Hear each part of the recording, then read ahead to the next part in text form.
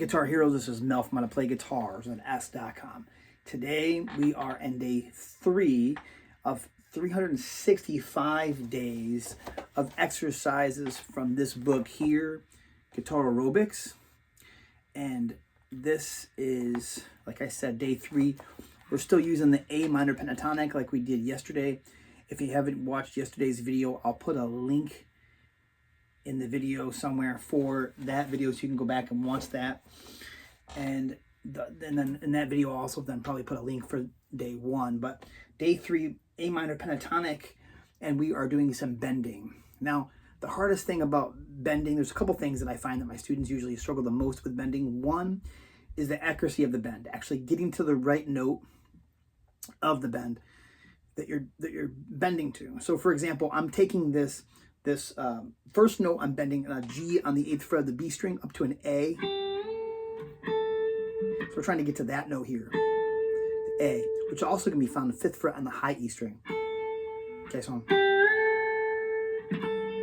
one way to test this is to bend the note and then check it against the other note on the next string, adjacent string, to see if you're getting the right note. The other difficult thing that people struggle with is rhythms while bending strings on the guitar, because bending is like, it's one of those things that once you learn how to do it, it's not too bad. You start to figure out the facility that your hands need, the strength that your hands need to bend. And I usually put a couple fingers behind the finger that I'm using to bend. In this case, I'm using the pinky. Now, some people do not like using the pinky. Some people are 3rd finger benders only, and I only use the pinky for stretches.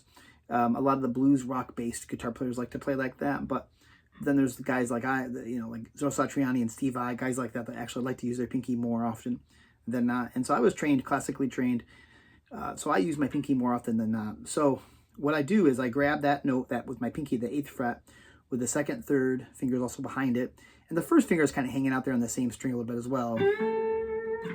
And what I'm doing is I'm actually trying to bend that note to the right note. Okay, now if I only had to go a half step, then I would just go there. Part of it is muscle memory, and part of it is just listening for the right note. And again, you can test it against the note underneath, or just testing to see if that's the right note or not with the string. Now that one's a little tricky because I have to do a little bit of a stretch, but it's not impossible. So anyway, with the rhythms though, it's like learning how to play almost incrementally and and going half step to whole step, or just learning to 1 and 2, 3 and 4, instead of just going right. And what other people sometimes struggle with is the up and down. Like they might go up and let go. Now there are times where you want the bends to do that. Sometimes you want the bend to start at the top and go down, like a reverse bend, right?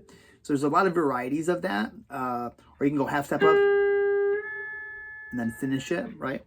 But so a couple exercises is just taking the notes in the pentatonic scale. This is the A minor pentatonic scale on the 5th fret, right? And just learning to bend notes within that scale. So another common one is the 7th fret on the G, bending this D up to E, which is the same as the 5th fret on the B as well. If you want to have a bluesier approach, you can bend for that D sharp E flat. Or, there's a common licks of kind of Chuck Berry style, right? But this one, day 3, we're actually playing a rhythm of 1, 2, 3, and 4, and 1, 2, and 3. Or I should say 1 and 2, 3 and 4, and 1, 2, and 3. So we're going. And you can actually play around with your phrasing a little bit. In other words, how you bend the notes and how you rhythmically play the phrase that you've got in front of you or that you're trying to learn, right? So we've got, that would be one way.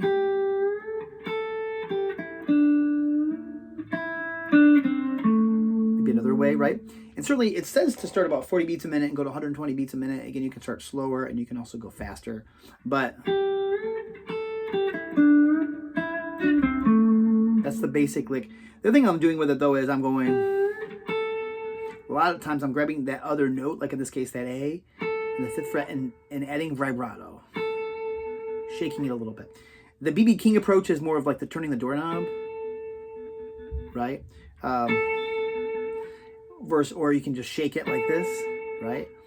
And then there's an approach where it's similar to what Steve Vai might do, where he might go like in a circular motion, right? Because the classical vibrato is side to side, especially. So that was originally, it came from non-fretted instruments like the cello and the violin. And then, so guitar players will sometimes do that, like on a classical guitar, for example.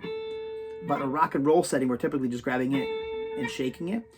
And I could do literally a whole lesson sometimes just on vibrato alone. But in the meantime, let's just focus on getting this basic riff down. So I'm going.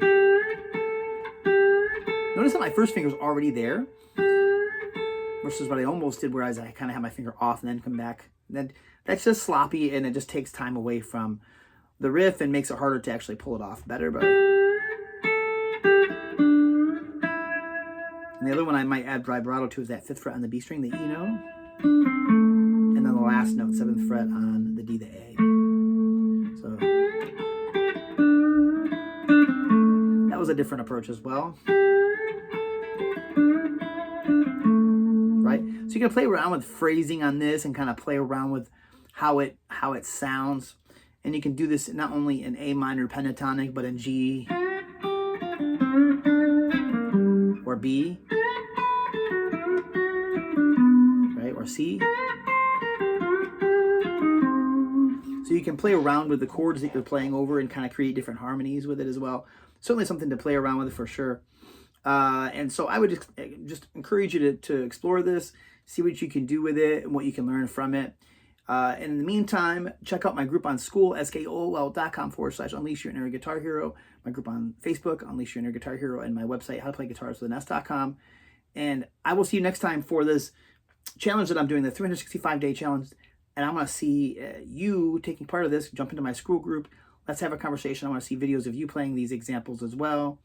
And let's see how long I can do this for and not miss a day. 365 exercises, one for every day of the year. Let's see if I can actually do it and not fall off the wagon. Some people are taking bets already. But let's do this. And until the next time I see you, I want to hear you play this. Bye for now.